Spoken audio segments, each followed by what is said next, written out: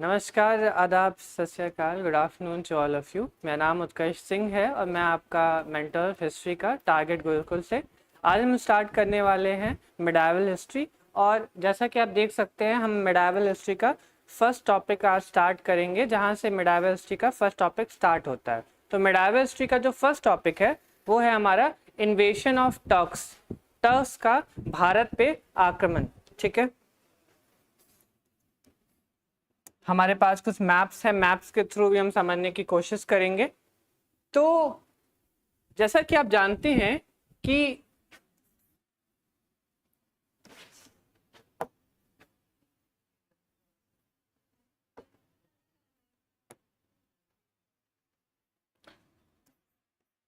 Seven hundred AD में पहला Arabic इन्वेशन हुआ था।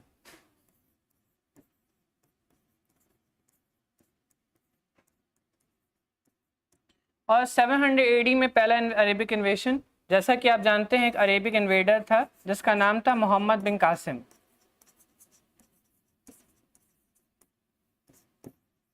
तो 712 एडी में इसने पहली बार भारत के ऊपर आक्रमण किया था। उस समय के जो कंटेम्परेरी शासक थे उनका नाम था राजा दहिर। राजा दहिर जो कि छाछ और सिंध के शासक थे, उन पे पहली बार आक्रमण किया था अरबों ने। ठीक है, उसके पहले बहुत सारे अटैक करने की कोशिश किए गए, लेकिन हर्षवर्धन के डिक्लाइन के बाद अगर हम देखेंगे तो नॉर्थ इंडिया में एक डायनेस्टी थी, इसका नाम था गुर्जर प्रतिहास। तो गुर्जर प्रतिहास ने हर बार रिपल्स करने का काम किया अरेबिक इन्वेडर्स को। ठीक है, और ये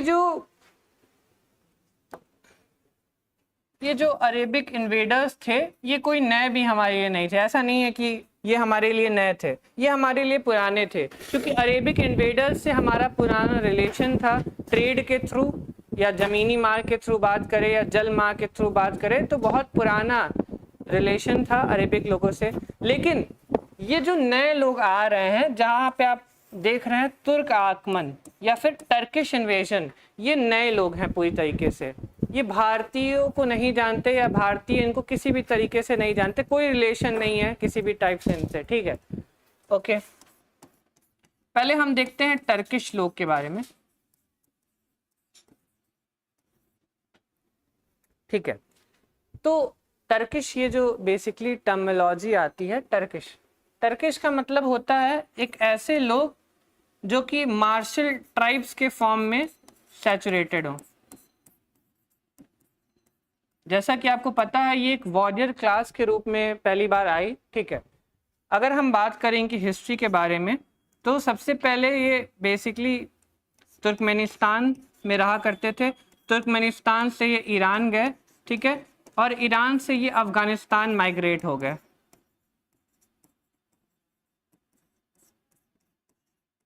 ठीक है, तो तुर्किस्तान से इनको ऐसा स्लेव बना करके लाया गया और ये ईरान गए। ठीक है, ईरान में ये ईरानाइज हो गए। ईरानाइज मतलब एक टर्मिनोलॉजी है जिसको ईरानाइज कहा जाता है, मतलब वहां पे ईरानियन हो गए। ठीक है, इसीलिए हम देखते हैं जब टर्किश भारत में आ रहे हैं तो टर्किश में बहुत सारी चीजें हैं जो ईरानियन कस्टम्स को फॉलो करते हैं। जैसे बलबन बहुत ज्यादा ईरानियन कस्टम्स को फॉलो करता था। इल्तुतमिश ने भी कई सारे ईरानियन कस्टम्स को थोड़ा बहुत फॉलो किया, लेकिन बलबन ने ज्यादा किया। तो वो ईरान का प्रभाव वही पुराना प्रभाव है जो हमें देखने को मिलता है। ठीक है, फिर ये कहाँ गए? ये अफगानिस्तान में गए। अफगानिस्तान में समानिद एम्पायर का उस समय शासन था।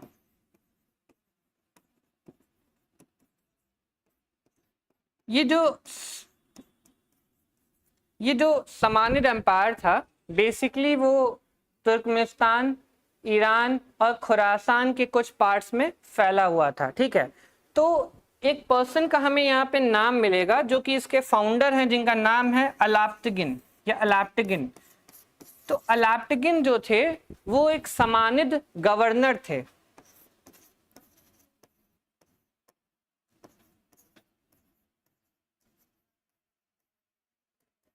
अलाप्तगिन कौन थे? गवर्नर थे, समानिद। और उस समय का जो शासक था उसका नाम था अब्दुल मलिक।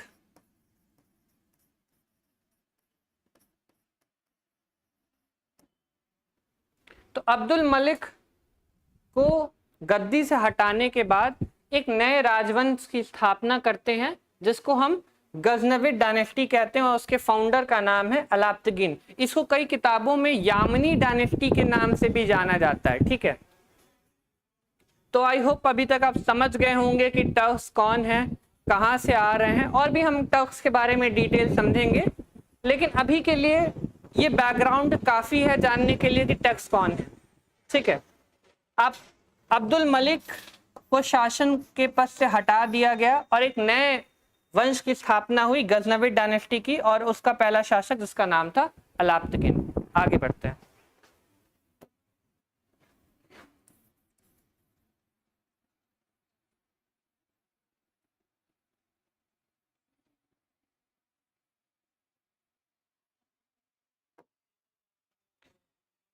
तो यहाँ पे लिखा है the Ghaznavid empire were founded by Alptigin 962 AD. 962 AD में गजनविद डायनेस्टी को फाउंड आउट किसने किया? अलाप्तगिन ने किया।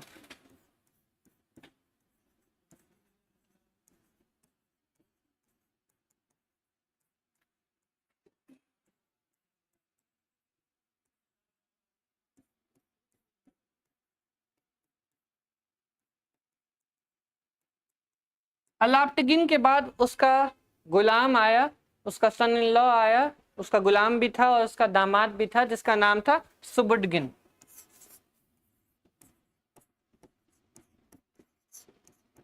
और सुबुडगिन का बेटा था जिसका नाम था महमूद ऑफ गजनी।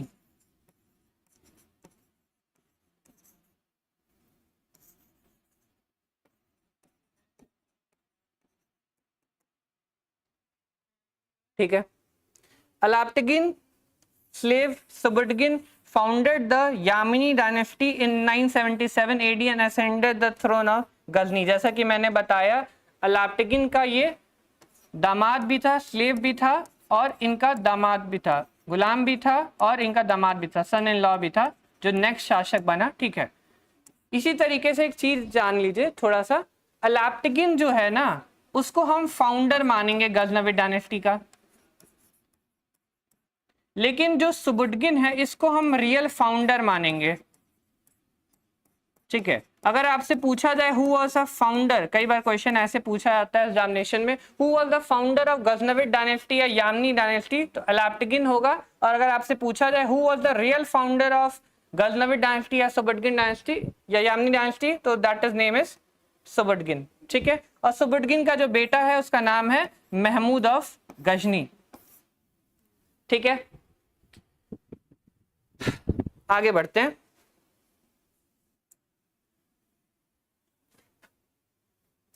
लिखा है Sabuktigin was the first Turkish ruler who attack India and defeated the Hindu Shahi ruler Jaipal. Jaipal has been described the enemy of God by Mahmud of historian। तो उस समय के यहाँ की जो हिंदू शाही डायनेस्टी थी नॉर्थ इंडिया में, उस समय जो मेजर जो स्टेट जो थे, राजा जयपाल रूल करते थे और राजा जयपाल एक ब्राह्मण डायनेस्टी से बिलोंग करते थे। ठीक है, और राजा जयपाल को सबसे पहली बार किसने अटैक किया है? सुबुडगिन ने अटैक किया। ठीक है, बाद में इसका बेटा महमूद ऑफ गजनी भी अटैक करता है राजा जयपाल को, उनको हराता भी है बैटल ऑफ पेशावर में। ठीक है, आगे हम देखते हैं ये चीज।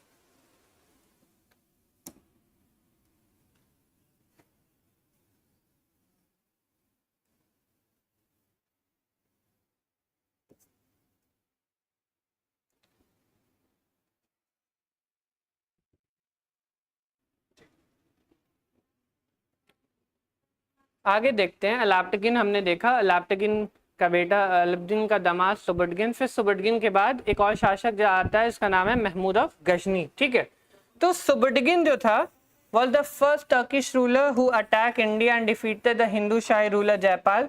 ठीक है, यहां तक हम पढ़ चुके थे पहले। The Hindu Shahi dynasty ruled in Kabul and Punjab। Their capital was Udaybanpur। It was also called as Vahind। TGT में ऐसे क्वेश्चन पूछे जाते हैं कि हिंदू शाही डायनेस्टी जो कि काबुल और पंजाब में रूल करने का काम करती थी, ठीक है, वो उसकी जो कैपिटल थी, उसकी जो राजधानी थी वो क्या थी? उदयभानपुर या वहिंद थी। ठीक है, अगर आपको मैप्स के थ्रू मैं समझाने की कोशिश करूं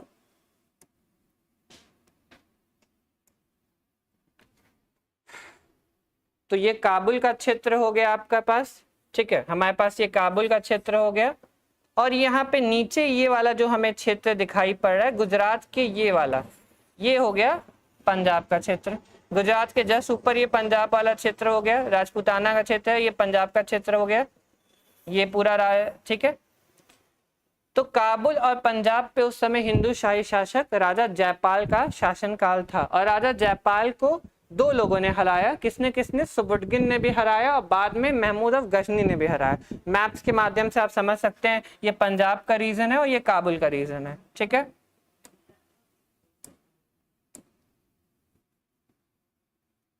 जैसा कि मैंने लिखा है यहाँ पे, the Hindu Shahi dynasty ruled in Kabul and Punjab, their capital was Udabhandapur and it was also called Waihind, ठीक है। टीजीटी के लिए आप लिख सकते हैं ऐसे क्वेश्चंस को।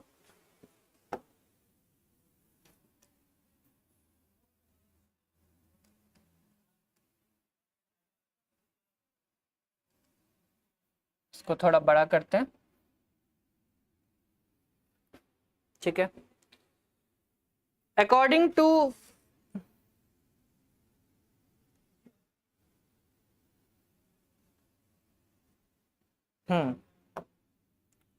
according to Al-Biruni, the ruler of the Hindu Shahi dynasty were the vassals of the Kushan king Kanishk. Mahmud Ghazni, son of the Subudin, ascended the throne in 1998 after killing his younger brother Ismail and ruled till 130 AD. Mahmud of Ghazni received the title of the Aminul Millat and Yaminul Dawla from the Caliph of the Baghdad Al-Qadir Billah, ठीक है। आगे वाली line में समझने की कोशिश करते हैं।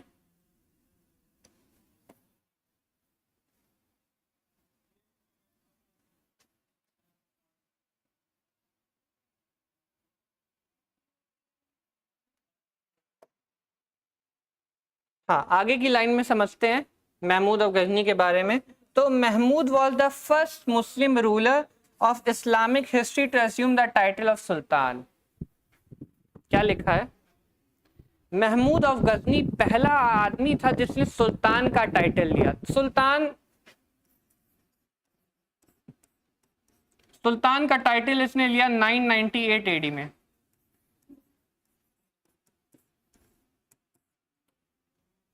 अच्छा, तो क्या कोई सुल्तान से भी ऊपर था, या सुल्तान की पदवी को लेने के लिए किसको देना पड़ता था? तो सुल्तान का जो टाइटल है उसको कैलिफ दिया करते थे, कैलिफ या खलीफा, ठीक है। अब ये खलीफा कौन है या कैलिफ कौन है? तो कैलिफ या खलीफा जो है वो रिलीजियस या पॉलिटिकल हेड, रिलीजियस या पॉलिटिकल हेड ऑफ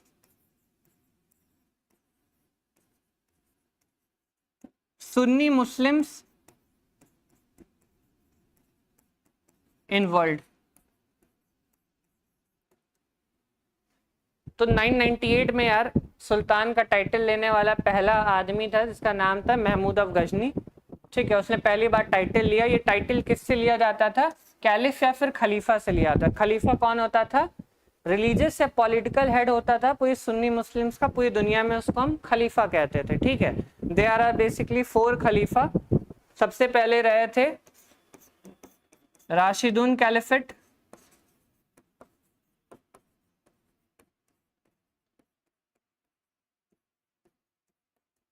ठीक है। उसके बाद अब्बासिड्स रहे,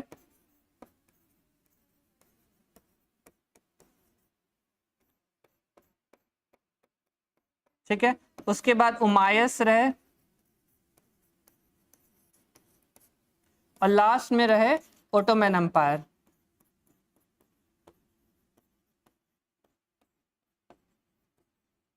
तो जैसा कि आप जानते हैं प्रॉफिट ऑफ मोहम्मद साहब 570 से लेकर 632 एडी तक थे। प्रॉफिट ऑफ मोहम्मद साहब को मैसेंजर ऑफ गॉड कहा जाता है इन इस्लाम, ठीक है।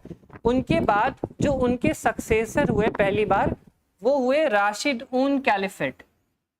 अब ये कौन थे? ये उनके सक्सेसर थे, ठीक है। मतलब धार्मिक और पॉलिटिकल जो प्रधान है सुन्नी मुस्लिम का पूरे दुनिया में, वो सबसे सर्वोच्च जो इंसान है वो कौन है? कैलिफ है या फिर खलीफा है। तो पहले राशिदून कैलिफेट रहे, ये 661 एडी तक थे, ठीक है। इसमें पहले फोर लोग रहे, जैसे अबू बकर, उमर फारूक, उस्मान अफाम, अली अबी तालिब, 4 लोग रहे। फिर अब्बासिड कैलिफा है, फिर उमायद कैलिफा है, फिर लास्ट में ओटोमन एम्पायर आया, और फिर 1922 में जाकर के ब्रिटिश शासनकाल में पूरी तरीके से इन सारी चीजों को हटा दिया गया, ठीक है। कैलिफ्स वाला सिस्टम 1922 में हटा दिया गया। यहाँ पे खलीफा मूवमेंट भी चला था 1919 में, आपने पढ़ा होगा मॉडर्न हिस्ट्री में टॉपिक, ठीक है। आगे बढ़ते हैं।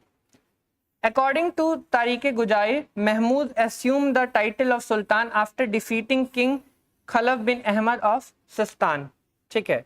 हमारे काम की जानकारी नहीं है, काफी डिटेल में है, आगे बढ़ेंगे हम।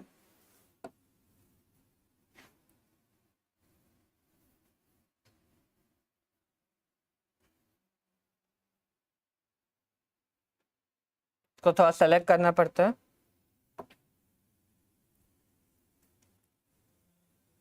हाँ, टॉपिक है reason for Ghaznavid invasion of India. अब भारत में गजनी के आक्रमण के पीछे क्या कारण थे? 2 कारण लिखे हुए हैं बेसिकली। पहला कारण लिखा है the main objective of Mahmud invasion of India was loot wealth and not to spread Islam. मतलब भारत से वेल्थ को ज्यादा से ज्यादा नंबर्स में लेना, ये कारण था, मनी फैक्टर था।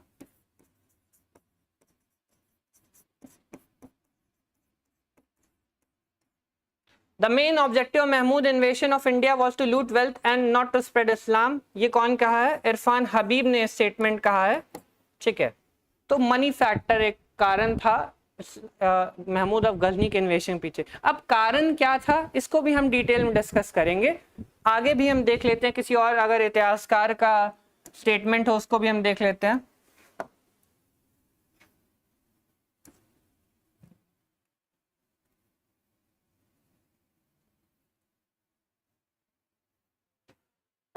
ठीक है, एक और इतिहासकार हैं जो कि उनके दरबारी थे, कोर्ट हिस्टोरियन थे महमूद ऑफ गजनी के, जिनका नाम है उतबी। बहुत फेमस इतिहासकार हैं उतबी, ठीक है। The purpose of Mahmud invasion was jihad or propagation of Islam.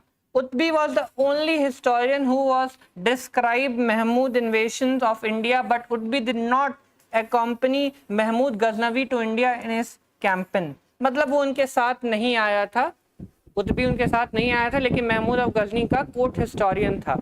तो ये कह रहा है कि प्रोपगेशन ऑफ इस्लाम एक कारण था, इस्लाम को बढ़ाना, स्प्रेड करना, अपने रिलीजन को बढ़ाना, ये कारण था। ये कौन कह रहा है? उतबी कह रहा है। इससे पहले हमने पढ़ा वो इरफान हबीब कह रहे हैं कि पैसा लूटना, धन लूटना उसका कारण था। ये कह रहा है कि नहीं, इस्लाम को स्प्रेड करना कारण था, ठीक है।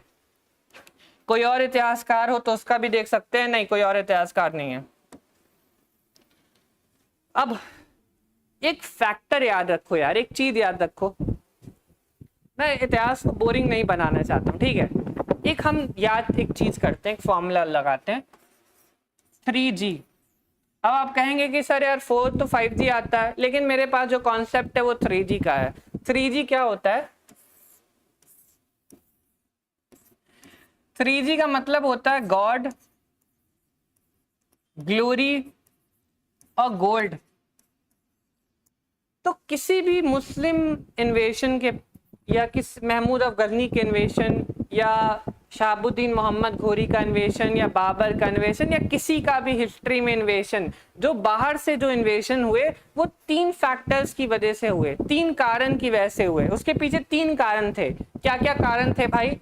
पहला जो कारण था वो था गॉड, दूसरा ग्लोरी, तीसरा गोल्ड। गॉड का मतलब होता है स्प्रेड ऑफ रिलीजन, अपने धर्म को बढ़ाना, स्प्रेड ऑफ रिलीजन मतलब अपने धन को बढ़ाना। ग्लोरी का मतलब होता है अपनी पावर या अथॉरिटी को शो करना, to show power and authority, to show power and authority to others, to show power and authority और गोल्ड का क्या मतलब होता है, मतलब मॉनेटरी मेजर्स, धन के लिए, ठीक है, गोल्ड के लिए, सिल्वर के लिए, और भी जो प्रीशियस एलिमेंट्स थे उनके लिए अटैक किया। तो किसी भी अटैक के पीछे ये तीन मेजर फैक्टर्स होते हैं, गॉड, ग्लोरी, गोल्ड। गॉड मतलब स्प्रेड ऑफ रिलीजन, ग्लोरी मतलब to show the power and authority to other persons, and gold का मतलब होता है ज्यादा से ज्यादा वहां पे गोल्ड और सिल्वर को कलेक्ट करना।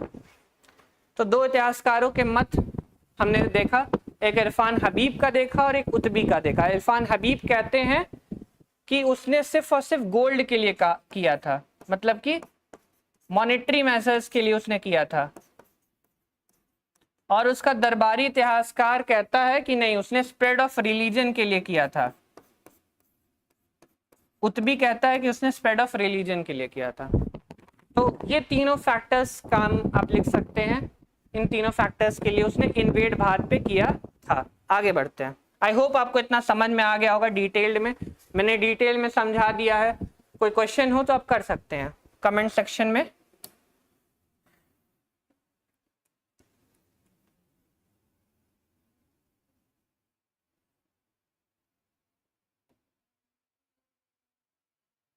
Ghazni cross the Khyber pass and invaded India. Ghazni ने खैबर पास को पास किया और भारत पे आक्रमण किया। अब भाई ये खैबर पास कहाँ पे है?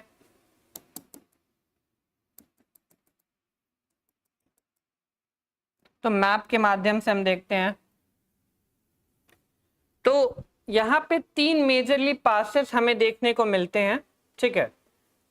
तो तीन मेजर पासेस में से जो एक ये पास है, ये बोलन पास है, ये गोमल पास है, और ये है खैबर पास। खैबर पास जस्ट पेशावर के आगे है, आपको दिख रहा है मैप्स के माध्यम से, ठीक है। इसको थोड़ा सा मैं मिटा भी देता हूं।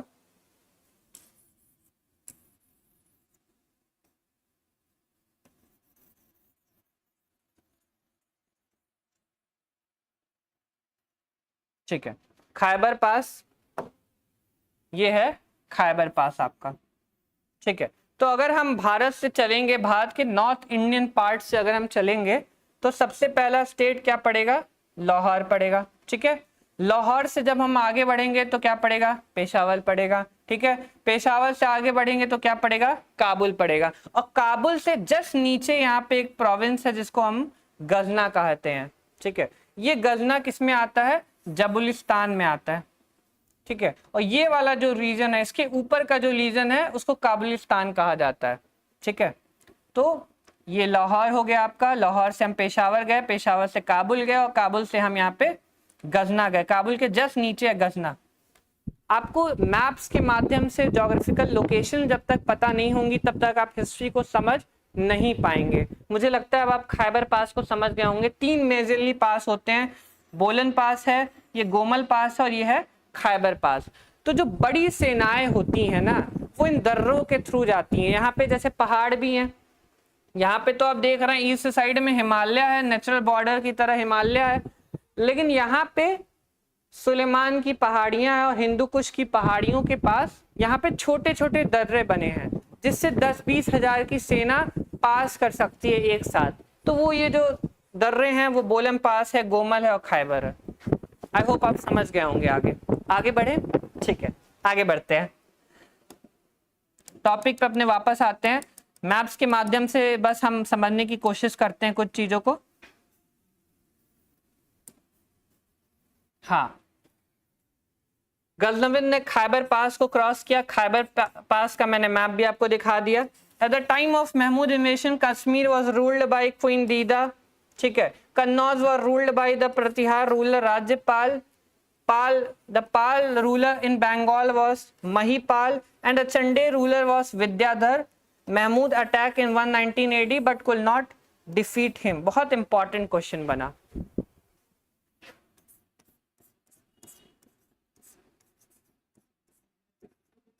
अगर आपसे ये पूछा जाए कि महमूद अफ गजनी ने भारत पे आक्रमण किया और कौन सा ऐसा स्टेट था जो वो नहीं जीत पाया, तो वो कौन सा स्टेट था? वो खजुराहो महोबा के जो शासक जो थे, जिनका नाम था, क्या नाम था? विद्याधर। जो विद्याधर थे वो चंडे रूलर थे।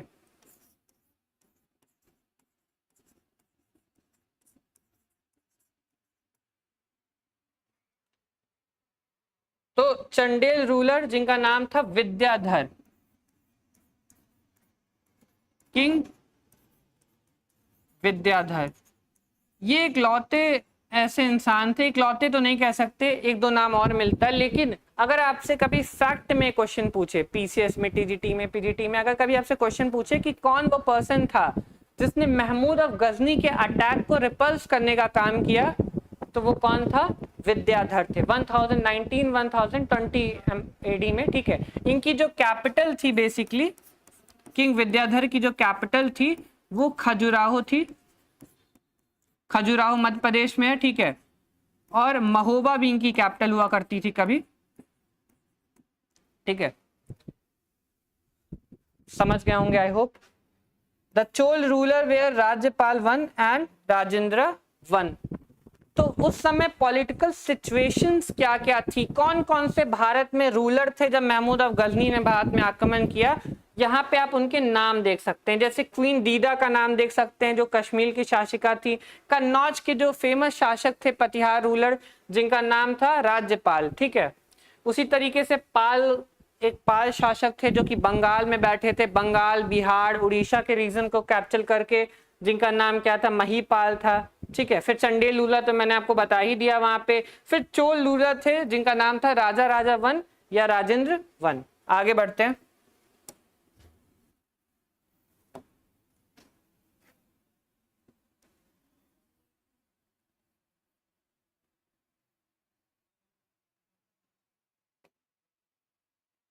Mahmood first attack India in 1000 AD, the Hindu Shahi ruler Jaipal. मैंने ये पहले बता चुका है, हिंदू शाही रूलर जयपाल पे 1000 एडी पे अटैक किया था।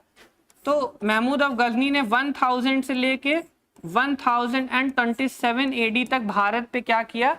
कॉन्टिन्यूस अटैक किए। 17 उसने इन्वेशंस किए, 17 टाइम्स। अब मोस्टली इन इन्वेशन के पीछे जो कारण था वही मैंने पीछे आपको बताया। कारण क्या था? वही गॉड, ग्लोरी और गोल्ड, ठीक है।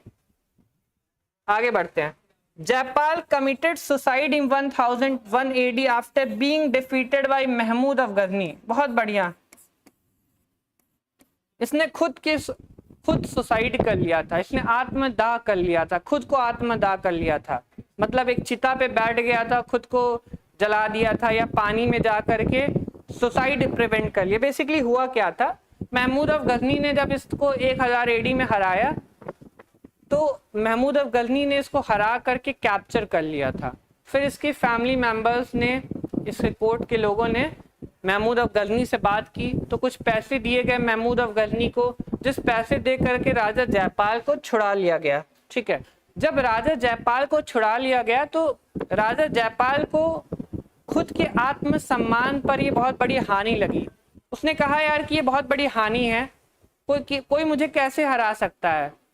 तो इस गम में बेसिकली उसने सुसाइड को क्या कर लिया? अटेम्प्ट कर लिया, ठीक है। अगर आपसे पूछा जाए पहली बार आत्मदाह किस शासक ने किया था हिंदू शाही डायनेस्टी के, तो उसका नाम था जयपाल। एक बात और ध्यान रखिएगा, ये एक ब्राह्मण डायनेस्टी थी। कौन सी? ब्राह्मण डायनेस्टी थी, ठीक है।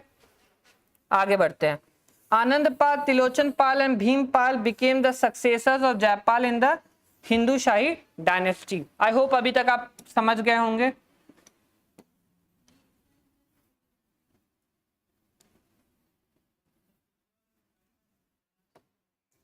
एक इतिहासकार हैं जो ये कहते हैं कि 17 टाइम्स अटैक किया। तो वैसे कई इतिहासकार अलग अलग चीजें कहते हैं, लेकिन जो मोस्ट प्रिवलेंट जो है वो है 17 टाइम्स। और 17 टाइम्स कहने वाला आदमी कौन था? सर हेनरी इलियट थे। सर हेनरी इलियट कहते हैं कि इसने कितनी बार आक्रमण किया भारत के ऊपर? 17 टाइम्स इसने भारत के ऊपर आक्रमण करने का काम किया। अभी हम एक लिस्ट दिखाएंगे 17 बार कहां कहां पे आक्रमण किया, उसमें से कौन सा इंपॉर्टेंट है वो भी मैं अभी आपको बता दूंगा, जो एग्जाम में हो सकता है। अगर आपको फैक्ट का आप एग्जाम दे रहे हैं तो उसमें पूछे क्वेश्चन, ठीक है, वो मैं आगे बता दूंगा, हमारे पास है। According to Sir Henry Iliad, Mahmud of Ghazni attacked 17 times from 1000 to 1027 AD, ठीक है। एक यहाँ पॉइंट लिखा है, at the time of Mahmud invasion, Sindh and Multan were under Muslim rule. Multan was ruled by a follower of Karamati Shia sect named Abdul Fateh Daud. Multan पर किसका शासन था? शिया मुस्लिम्स का शासन। जैसा कि आपको पता है सुन्नी और शिया मुस्लिम्स में एकदम नहीं बनती है आपस में। तो मुल्तान पे जिसका शासन था वो एक करामाती ट्राइब था जिसका नाम था अब्दुल फतेह दाऊद। ध्यान रखिएगा, आगे चलकर 1206 में जब शहाबुद्दीन मोहम्मद गोरी की मृत्यु होती है तो उसकी मृत्यु के पीछे भी यही लोग हैं, करामाती ट्राइब्स का ही हाथ था उसके। ठीक है, करामाती ट्राइब्स ने ही आक्रमण किया था और शहाबुद्दीन मोहम्मद गोरी उनसे लड़ते हुए मारा गया। आगे हम देखेंगे। ठीक है, आगे बढ़े।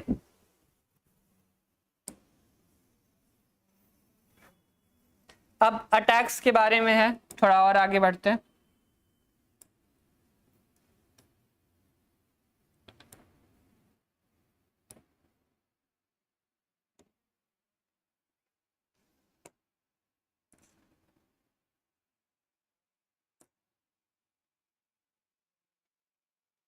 एक छोटा सा पॉइंट है, being the birth place of lord Krishna Mathura is called the Bethlehem of Hindus. जैसे लॉर्ड कृष्ण का बर्थ प्लेस मथुरा माना गया है, उसको बैथलम ऑफ हिंदूज कहा जाता है। बैथलम कौन सी जगह है? बैथलम वो जगह है जहां जीसस क्राइस्ट पैदा हुए थे। ठीक है,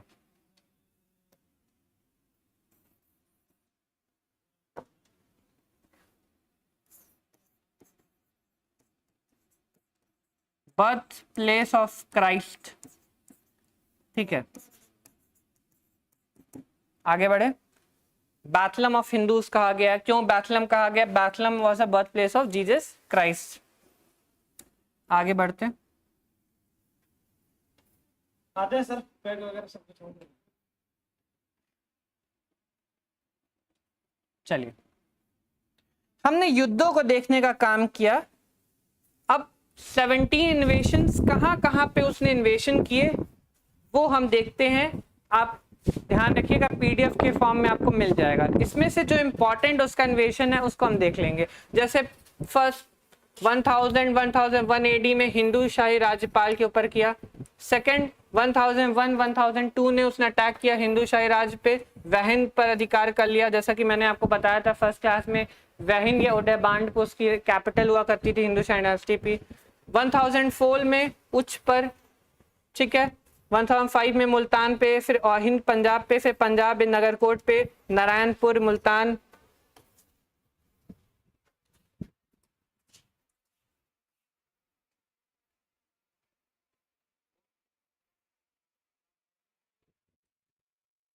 नौवां अटैक थानेश्वर पे किया, 10वां अटैक हिंदू शाही राज्य पे, 11वां अटैक कश्मीर पे, फिर मथुरा एंड कन्नौज पे, फिर बुंदेलखंड पे।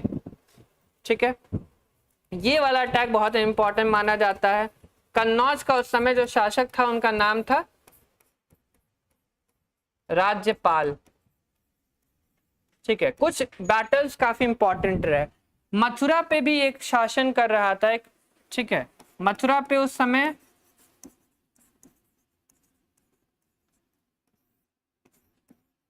राजा त्रिलोचन पाल शासन कर रहे थे।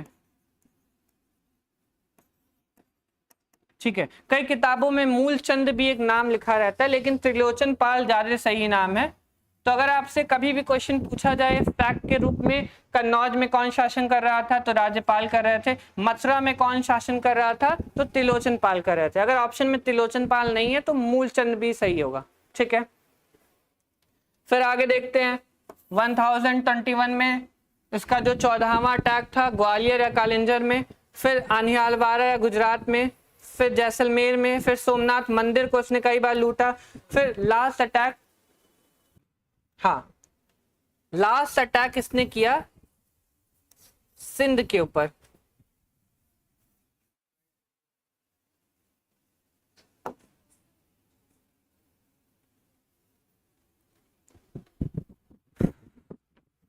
कुछ मैंने आपको इंपॉर्टेंट बता दिया, जैसे कन्नौज का कौन शासक था, राज्यपाल था। ठीक है, मथुरा का उस समय का कौन शासक था, त्रिलोचन पाल था या मूलचंद नाम था उसका। ठीक है, कई बार फैक्ट के रूप में क्वेश्चन टीटी पीटी कई सारे कॉम्पिटिटिव एग्जाम में पूछे जाते हैं, तो आप ध्यान रखिएगा। ठीक है, सोमनाथ पर उसने अटैक किया 1035 एडी पर। 50,000 लोग को मारा कहा जाता है, ऐसा एक संख्या मिलती है। ठीक है, 5 आवर्स के साथ इन्वेडर्स थे, 50,000 मिलियन दिनार इतने पाए, वो सब फैक्चुअल डाटा है, हमें जानने की जरूरत नहीं है। ठीक है, वो किसी भी आप किताब से पढ़ सकते हैं। लास्ट इन्वेशन इसने सिंध के ऊपर किया। ये सिंध पे जो आक्रमण किया उसने, वो जाटों के खिलाफ किया था।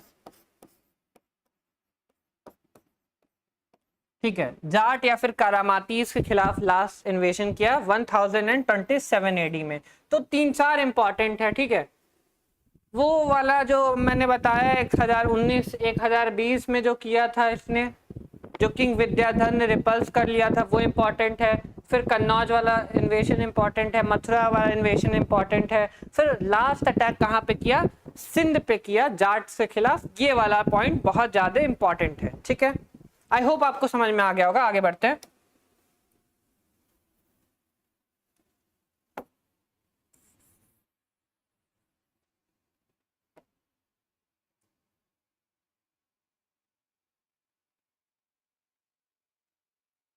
ये बहुत इंपॉर्टेंट नहीं है पॉइंट, जो इंपॉर्टेंट है मैं वही पढ़ा रहा हूं।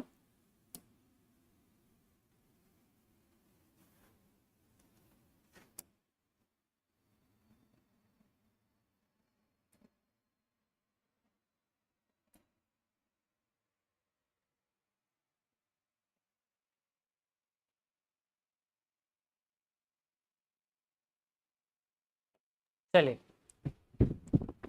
अब हिस्ट्री में अगर हम हिस्ट्री पढ़ रहे हैं ना, तो हमें कहीं ना कहीं बेसिकली उनके बारे में जानना पड़ेगा जिन्होंने उस समय के बारे में लिखा। तो पहला नाम जो इतना प्रसिद्ध हो गया, इतना प्रसिद्ध हो गया कि इसकी प्रसिद्धि की कोई बात ही नहीं, नाम था अब्बू रहमान अल बरूनी। ठीक है, फारस अरेबिक शब्द से बना हुआ नाम है अब्बू रहमान अल बरूनी। ठीक है, इसने किताब लिखी, इस किताब का नाम था किताबुल हिंद। ये जो इसने बुक लिखी उसको मिरर ऑफ 11th सेंचुरी कहा जाता है, मतलब 11वीं शताब्दी का दर्पण कहा जाता है इस किताब को। बहुत इंपॉर्टेंट बुक है। अब्बू रहमान अल बरूनी से पहले यूपीपीसीएस मेंस हिस्ट्री ऑप्शनल में क्वेश्चन भी बहुत पूछे आते थे, 2-3 लोगों से पूछा आता था। तो अल बरूनी से भी बहुत सारे क्वेश्चन पहले पूछे आते थे। अब तो UPPCS mains optional, history optional हटा दिया गया, सारे ऑप्शनल हटा दिए गए, अब 2 पेपर्स में ऐड कर दिए गए। ठीक है, तो जब हिस्ट्री ऑप्शनल होता था, जब मैं देता था, उस समय क्वेश्चन बहुत पूछा आता था। अल-बरूनी के बारे में नोट लिखिए, write down a note on the Al-Biruni. चलिए देखते हैं अल-बरूनी के बारे में। तो Kitab-ul Hind written in Arabic language by Al-Biruni is an important source of the history of that time. It describes Indian geography, science, mathematics, history, astronomy, philosophy. This book is called the Mirror of 11th Century. जैसा कि मैंने आपको point बताया है, इसको 11वीं शताब्दी का दर्पण कहा जाता है। दर्पण मतलब होता है मिरर। तो 11वीं शताब्दी का, अगर आपको 11वीं शताब्दी के बारे में जानना है, समझना है, तो आपको ये किताब पढ़नी पड़ेगी। बिना इस किताब को पढ़े आप 11वीं शताब्दी को नहीं जान सकते, नहीं समझ सकते। किताब का नाम है किताबुल हिंद। आगे बढ़ते हैं।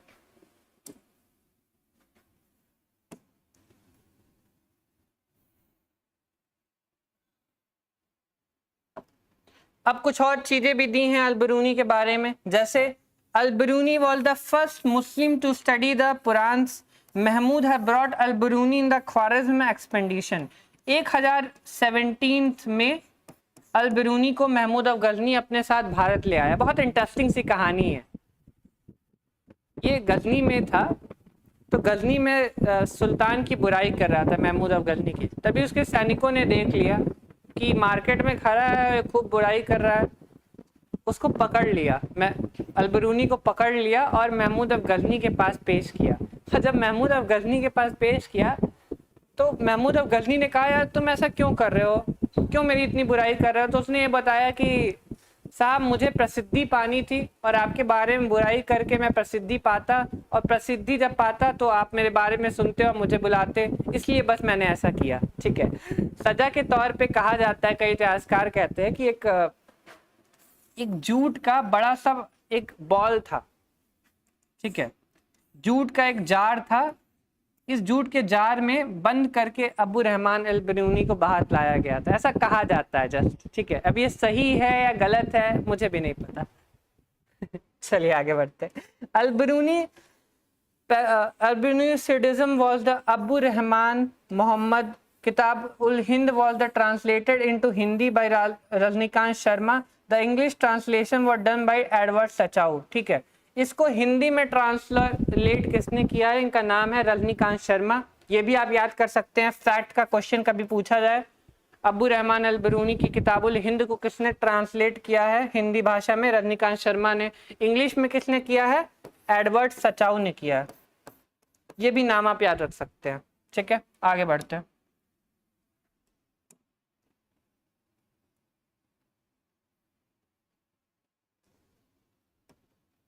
क्या लिखा है? Al Biruni was not a secular writer, he was influenced by the living India of that time. Al-Biruni lived in India for 10 years.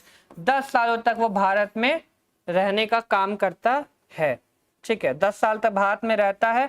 इसको सेकुलर ऑथर नहीं कहा गया। देखो यार, उस समय के जो इतिहासकार थे वो बायसनेस से या पूर्वाग्रह से ग्रसित थे पूरी तरीके से। और हमें पूरे दिल्ली सल्तनत काल में भी जो इतिहासकार मिलेंगे ना, मिनाजुस सिराज, हसन निजामी, जियाउद्दीन बर्नी, यहिया बिन अहमद सिरहंदी, वो सभी पूरी तरीके से बायस हैं, पूर्वाग्रह से ग्रसित हैं। तो वो अपने जो एम्पायर है, जो मुस्लिम आइडियोलॉजी है, उसके ही लिए लिखते हैं। ठीक है, वो हिंदूज के बारे में या किसी और समाज के बारे में कुछ अच्छा नहीं लिख सकते हैं। तो यहाँ पे लिखा है ये point, he was not a secular writer. Secular writer नहीं था।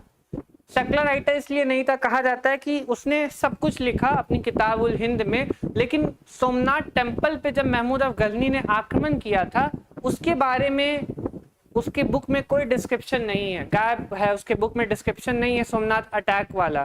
ठीक है, इसलिए कहा जाता है कि he was not a secular author. According to Al-Biruni there were 8 untouchables in India. ठीक है, 8 अनटचेबल भारत में थे। चाटुवन व्यवस्था थी भारत में। Washerman, cobbler, Potter, magician, seller, fisherman. किसी भी समाज में या देखो 8 वर्ण होते हैं किसी भी समाज में, या वो हिंदू सोसाइटी हो, मुस्लिम सोसाइटी हो, क्रिश्चियन समाज हो। ठीक है, अगर आपने कौटिल्य की अर्थशास्त्र पढ़ी होगी तो भी 8 बताते हैं कि 8 वर्ण होते हैं, 8 अलग अलग प्रोफेशन, ऑक्यूपेशन होते हैं किसी भी सोसाइटी में, समाज में। ठीक है, आगे बढ़ते हैं। वही यहाँ पे बताया इसने। Al-Biruni had discussed the various script present in India. Important नहीं है, थोड़ा और आगे बढ़ेंगे।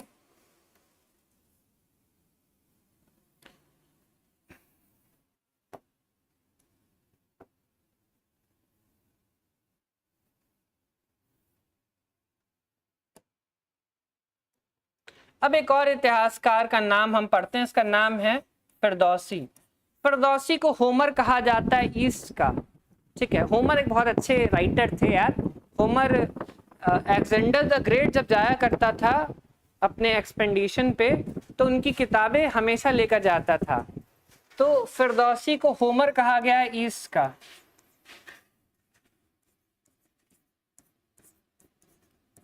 होमर ऑफ ईस्ट कहा गया है। होमर कौन थे?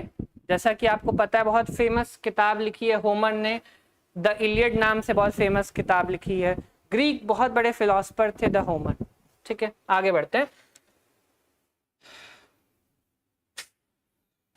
Mahmood promised Firdausi a gold seal for each verse composed but later refused. Firdausi committed suicide after being insulted. After being insulted in the court, Firdausi composed Shahnama in Persian. Firdausi is called the Homer of the East of Homer of Persian. East का मतलब जहाँ पे वो लोग रहते थे, Persian में। अगर यूरोप की से हम देखेंगे तो यूरोप से हम ईस्ट डायरेक्शन में चल रहे हैं, इसीलिए इसको कहते हैं होमर ऑफ द ईस्ट कहते हैं। ठीक है, फिरदौसी किताब लिखी है शहनामा।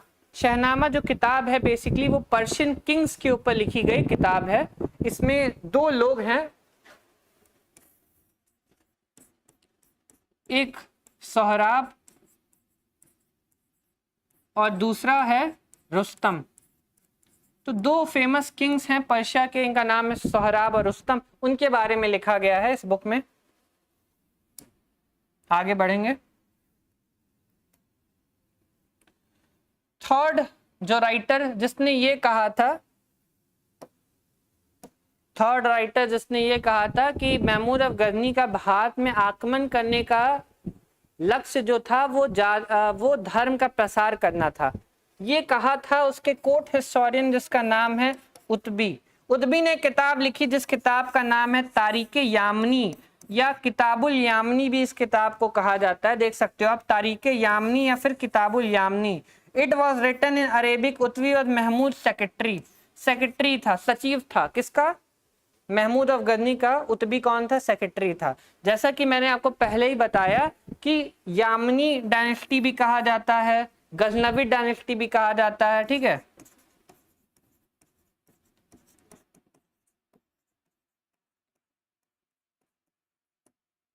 ठीक है, अलग अलग नामों से बताया था, तारीख यामनी, ठीक है। तो यामनी वहीं से यामनी शब्द आया है, यामनी डायनेस्टी से यामनी निकला है, ठीक है।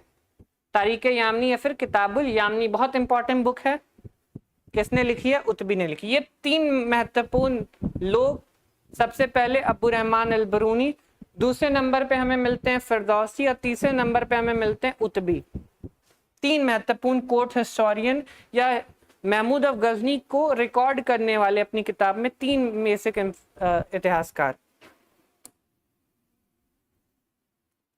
और भी राइटर्स का नाम है लेकिन इंपॉर्टेंट नहीं है।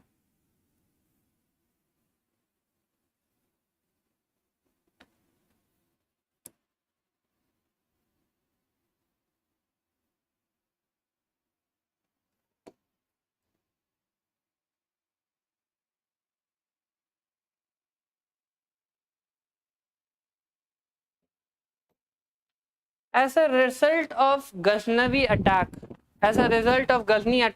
Lahore city became the center of the Persian culture.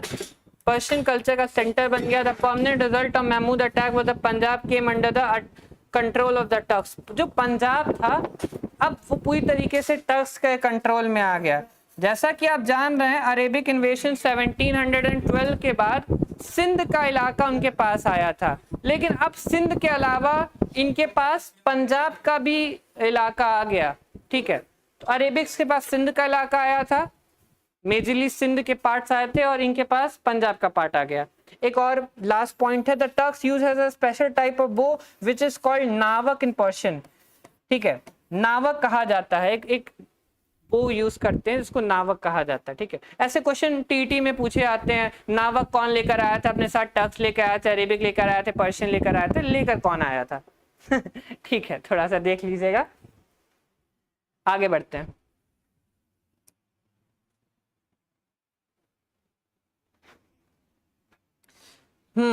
एक पॉइंट जो लिखा है यहाँ पे देख लेते हैं। वैसे अभी जानने की जरूरत नहीं है, लेकिन जस्ट देख लेते हैं। Mohammad Habib has called the victory of the Turks in north Indian urban revolution. देखो यार, 3 बार क्रांतियां हुई, 3 बार अर्बन रिवॉल्यूशन इतिहास के पन्नों में आया। पहला urban revolution Indus valley civilization में देखते हैं, दूसरा देखते हैं 5वीं एडी में गंगा वैली सिविलाइजेशन, और तीसरा जो मोहम्मद हबीब अपनी किताब में लिखते हैं वो कहते हैं तीसरा रिवॉल्यूशन जब महमूद ऑफ गजनी ने अटैक किया तब आया। ये उनकी फिलॉसफी है पूरा। हम डिटेल में देखेंगे इसको बहुत बाद में, ये आपके टॉपिक का नहीं है, ये मास्टर्स के सिलेबस में मिलेगा आपको, कोई जरूरत नहीं है इसकी।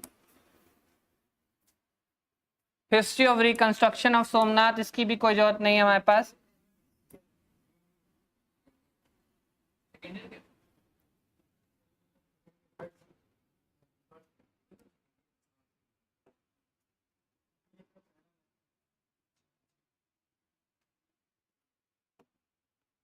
Last point but not the least, the last ruler of the Ghaznavid dynasty in Lahore was Khusro Malik, who was imprisoned and killed by Muhammad Ghori in 1192 AD.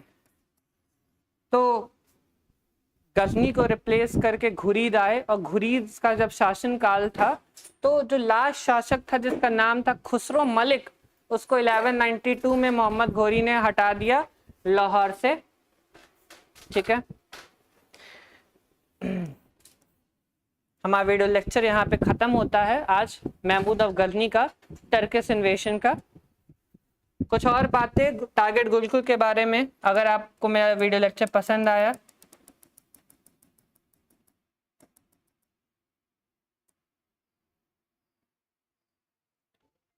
तो हमने LUBA फर्स्ट सेमेस्टर का batch target Gurukul ने launch किया है। इस batch का नाम है सारथी बैच, ठीक है। इसके फीचर्स क्या क्या हैं इस बैच के, जैसे इसमें आपको वीडियो क्लासेस मिलेंगे, आपको इसमें क्लास नोट्स एंड PDF मिलेगा ऐप के थ्रू, आपको इसमें इंपॉर्टेंट क्वेश्चंस हम देंगे, आपको इसमें शॉर्ट नोट्स भी मिलेगा, और इसमें मैं आपको ऐसा पर्सनल मेंटरशिप गाइड भी करूंगा आपकी हिस्ट्री की नॉलेज को ज़्यादा से ज़्यादा इन्हांस करने में। मैं कोशिश करूंगा कि मुझे जितना पता है आपको भी शायद उतना पता हो जाए। आप कंपटीशन में, जब कोई भी कंपटीशन में आप बैठे हो, हिस्ट्री का क्वेश्चन देखें तो आप मुझे जरूर याद करें कि नहीं मैंने ये जरूर पढ़ाया था, ठीक है। जैसा कि देख सकते हैं हमारा ये प्राइस है, यहाँ पे प्राइस लिखा हुआ है 349 रुपीज़ है। आप हमारा कूपन कोड यूज़ करेंगे तो आपको 10% ऑफ मिलेगा। अगर आप गुरुकुल 10 लिखेंगे तो आपको 10% का डिस्काउंट भी मिल जाएगा। इसके अलावा हमारे पास और भी सब्जेक्ट हैं जो BA में चलते हैं LU के सिलेबस के according, English, Hindi, geography, history, sociology, political science and economics. मैं आपको इसमें हिस्ट्री पढ़ाऊँगा। उम्मीद है कि आपको ये वीडियो लेक्चर समझ में आया होगा, सारी चीज़ें आपको अच्छी तरह से समझ में आई होंगी। जो चीज़ें समझ में नहीं आई वो आप कमेंट सेक्शन में मुझे कर सकते हैं, मैं आपको रिप्लाई करने की कोशिश करूँगा। Thank you very much.